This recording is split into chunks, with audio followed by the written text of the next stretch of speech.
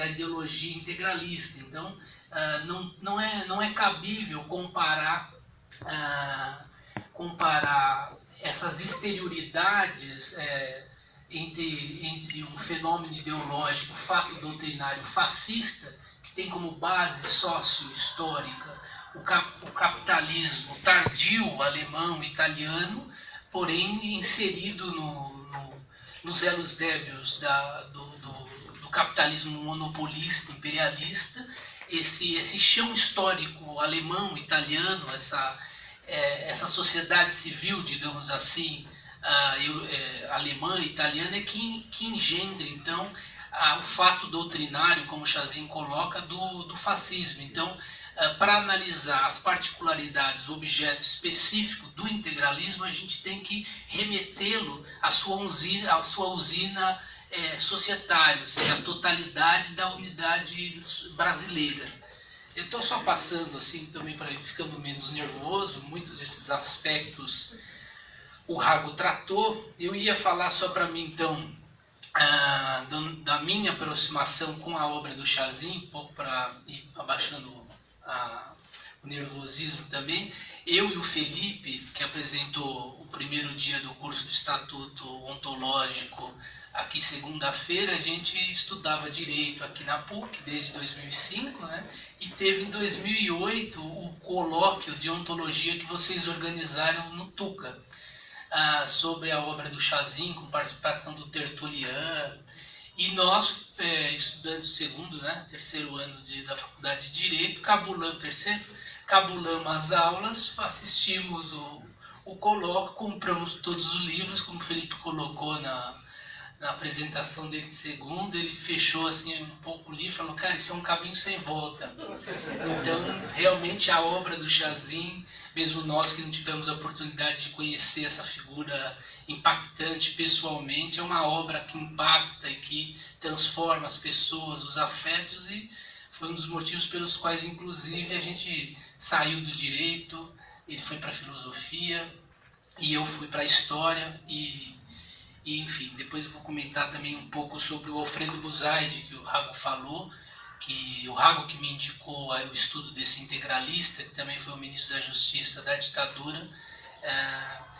E só para colocar, então, retornando, eu peço desculpa o meu nervosismo inicial, mas enfim, esse trabalho, um pouquinho falando desse trabalho de doutorado do Chazin, que foi a publicação primeira, acho que é 78, né, que está fazendo agora 40 anos.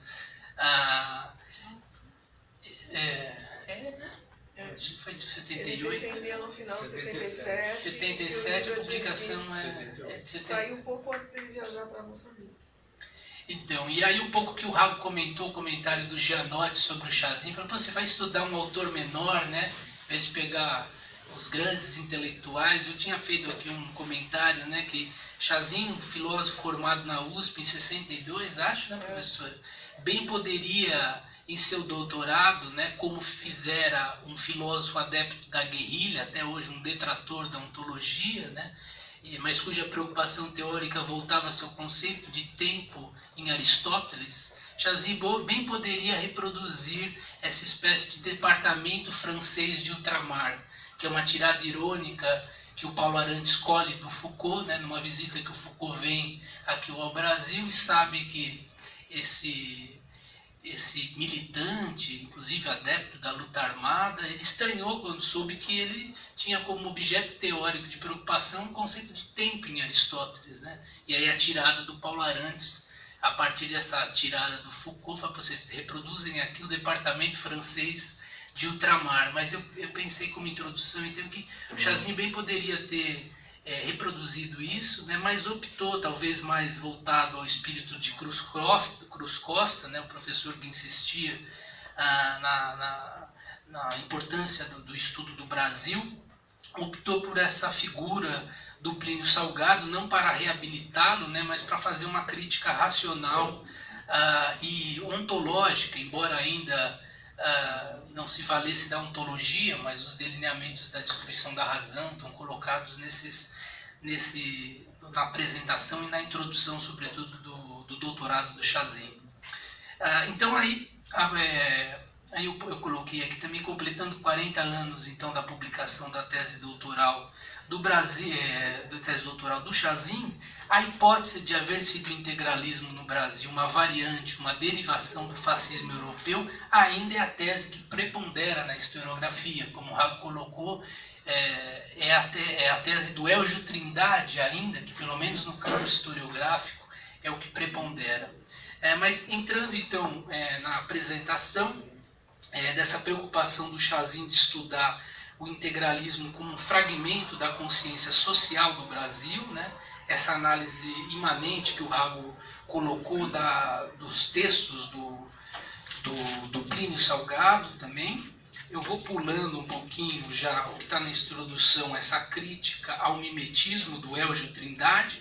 E o Chazin escolhe o Elgio Trindade porque, como eu coloquei aqui, ele fez moda, né? É ainda o que prepondera na análise do integralismo como uma forma do fascismo brasileiro, que a gente pontuou, que o Rago colocou. Parece que agora, nesse último livro dele, ele tenta um pouco matizar essa tese, mas não abandona a tese, né? Ele chama de tentação fascista. Então, se não é um fascismo, agora é uma tentação fascista. Tem um capítulo ali que ele vai discutir essa problemática da mimetização, sem citar o Chazin, e, enfim, ele agora está falando de tentação fascista. E aí, voltando então àquilo que é a intenção do Chazin, então, que ele diz o seguinte, que ele pretende então recompor as ideias do Plínio Salgado, respeitando sua articulação própria, sua lógica interna, e ele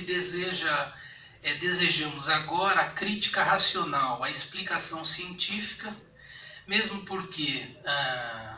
Perdão, gente, ele coloca assim, né? Não temos, né, nesse doutorado, por objetivo meramente a denúncia do pensamento de Salgado.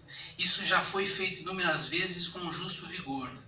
Desejamos agora a crítica racional, a explicação científica, mesmo porque, se verdadeira nossa leitura, o fato de Salgado não ter construído uma ideologia fascista é muito menos mérito seu do que consequência de uma impossibilidade objetiva a qual estava subordinado.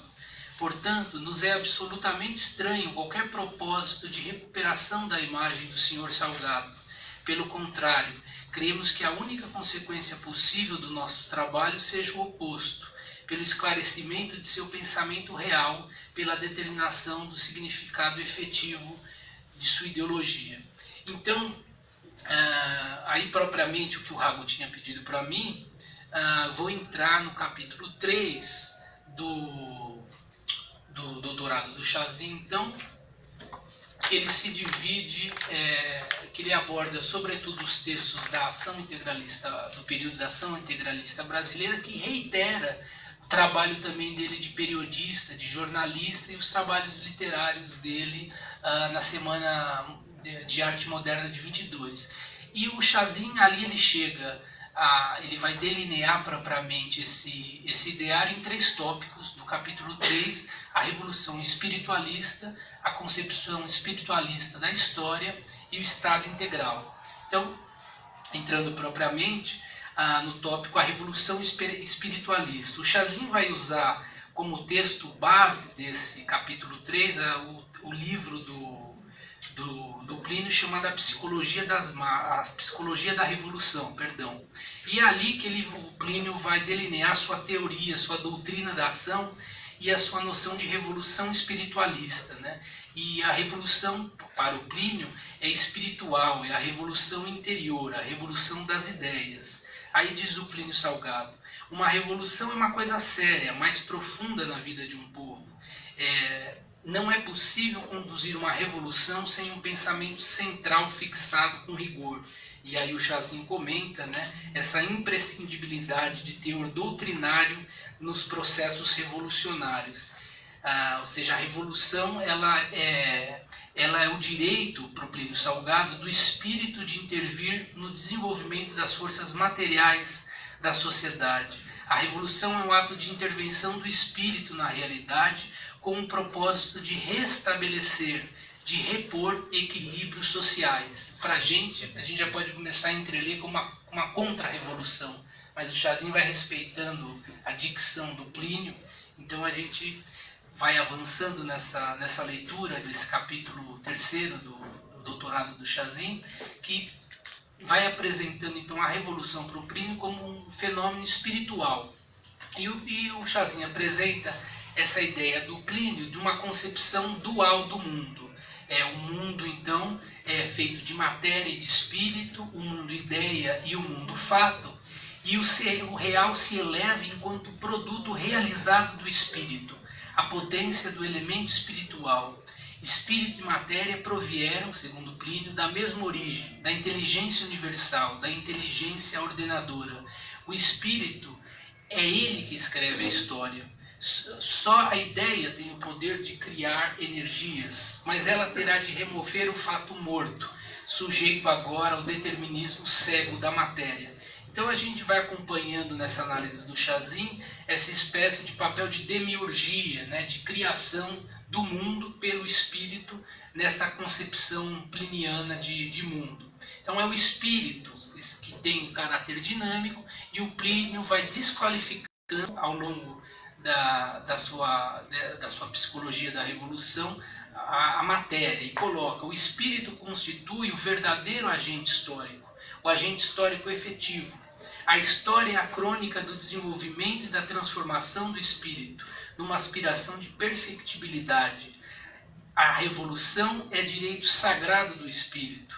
A revolução é um fenômeno, aí o arremate do Chazin, a revolução é um fenômeno de extração espiritual, de elaboração permanente, que se manifesta ciclicamente como resultado do movimento do espírito em busca da perfectibilidade, isto é, do absoluto, que é repouso. E aí ele cita ainda o Plínio, segundo o qual todas as revoluções são atos ideais. A ideia revolucionária, aspas, do Plínio, transcende ao materialismo histórico e ao determinismo evolucionista. E aí aqui o Chazin já apresenta que os argumentos do Salgado parecem que estão se esgrimindo com o fantasma do Marx, né? Então, aí, voltando aqui, em resumo, arremate do Chazin também, em face dos desequilíbrios sociais que a expansão das forças econômicas provocam, impõe-se a intervenção revolucionária, que não é outra coisa do que a interferência de uma ideia no sentido de restabelecer um equilíbrio. Agora Plínio, a revolução integralista é permanente, a intervenção do espírito humano recompondo equilíbrios sociais. E para a gente em bom português é a contra-revolução, mas aqui tem que ficar claro para a gente. Então, segundo Plínio, em contraposição ao conceito exclusivo do materialismo histórico, reivindicamos para a revolução seu caráter ético. A ideia revolucionária é sempre moral, compreende uma concepção de justiça e de equilíbrio que é presente em todos os movimentos da história. E aí, avançando um pouco, o Chazin vai nesse tópico, mostrando como que o integralismo do Plínio é uma espécie de ideologia da ordem, uma ideologia católica, uma ideologia cristã da ordem, e que essa revolução, então, seria uma revolução interior, profunda, de caráter espiritual, na qual, né, segundo o Chazin, deposita sobre o respeito à autoridade a ênfase de uma convicção inamovível e o peso de um princípio para o qual as dissensões ou confrontos são, sem exceção, sintomas de patologia social, de desagregação, de plano inclinado que impulsa a nacionalidade rumo a trágicos desastres. Então a gente vai ver então o culto à autoridade, né? O Plínio se colocando como um guardião da ordem, e essa ideologia da ordem católica cristã vai culminar no lema Deus, Pátria e Família. E, segundo Plínio, o fundamento de todas as ordens